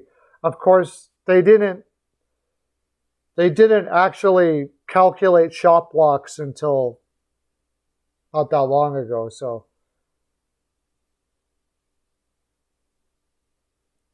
the bad part about being the thing about being the guy with the most shot blocks, it tells you that you're in your end too much. I mean, it's cool that he's willing to block everything, and he's really good at doing it, but you don't want to be in your end that much. It also says that you're in your own end, and with Russell, that is true. He's in his own end of the ice too much.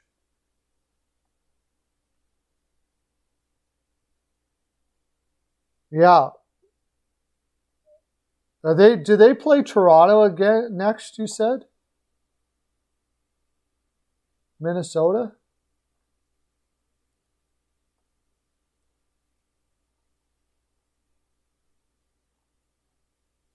That'll be one hell of a game.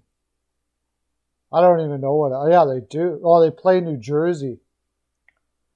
Then Toronto. In Minnesota.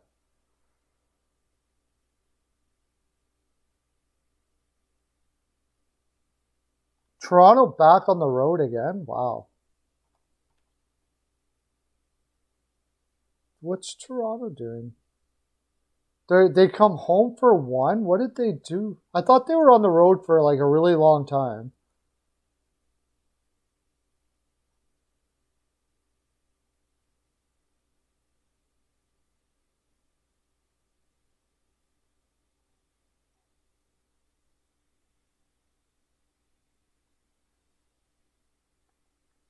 Three. And now they're back on they come home for one and back on the road again? That's weird.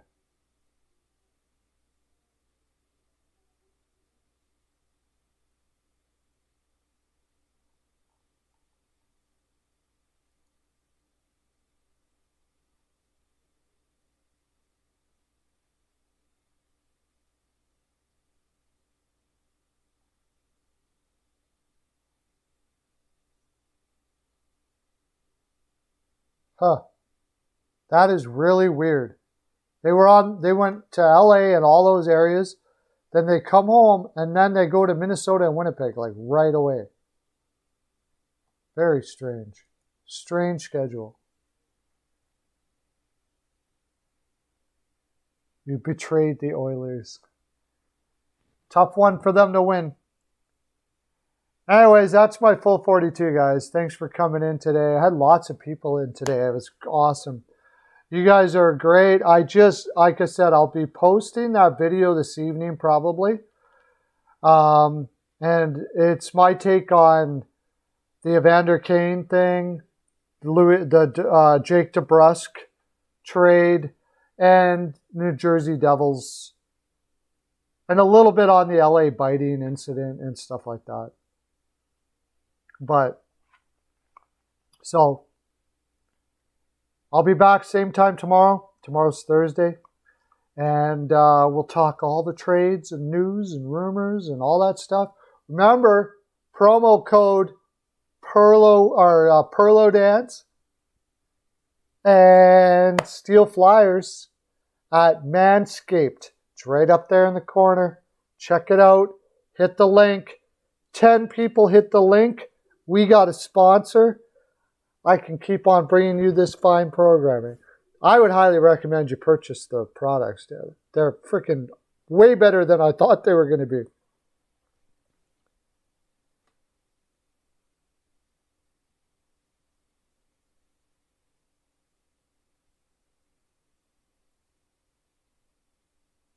What? Is that true? Sorry about that. What did you, Doug? Before I go, I wanted to hear what you were trying to get in. What was that comment about there? Oh, Bill, how you doing? Just come in under the wire.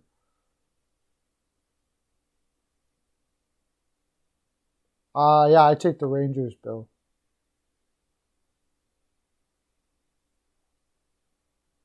All right. See you guys later. I got to get going. I'll talk to you. Have a great day. Okay, bye.